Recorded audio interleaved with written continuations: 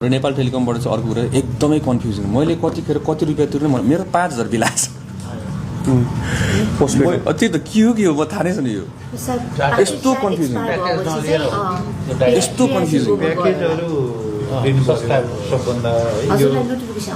आउँदैन नोटिफिकेसन आउँदैन तपाईँको एउटा सर्भिस चाहिँ हामीले के गर्नुपर्छ भन्दाखेरि सिन्स हाम्रो गभर्मेन्ट सर्भिस छ नि होइन प्याकेज नभए पनि तपाईँको कहिलेकाहीँ मान्छेले इन्टरनेट चलाइदिन्छ नि 5 रुपियाँ कर्दो रहेछ क्या त्यो क्या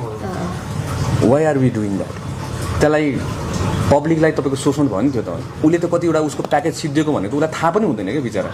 तर उसको 5 रुपियाँ चाहिँ गइरहेको हुन्छ क्या लास्टमा गएर ब्यालेन्स सिद्धिन्छ सर मेरो ब्यालेन्स अघि भर्खर रिचार्ज गरेर चाहिँ अहिले सिधिसक्यो एनसेलले चाहिँ त्यसरी गरिरहेछ होइन हामीले पनि त्यसरी गरिरहेछौँ since we are a government sector होइन हामीले चाहिँ के गरौँ भन्दाखेरि चाहिँ ल सर्टन टाइम पछि तपाईँको इन्टरनेटको लागि प्याकेज दिएपछि चाहिँ हाम्रोबाट 5 रुपियाँ कट्टी हुँदैन that's another way of advertising त्यो रोकिदिने हामीले तपाईँ प्याकेज किन्नुलाई एन्करेज गर्ने किन ठग्ने जनतालाई हामीले विचार उसलाई थाहा पनि हुँदैन उसको इन्टरनेटबाट 5 रुपियाँको त हामीलाई इन्कम होला मैले माने तर ठगेर इन्कम गर्नु त्यो त नैतिकता होइन नि त फेरि गभर्मेन्टले पनि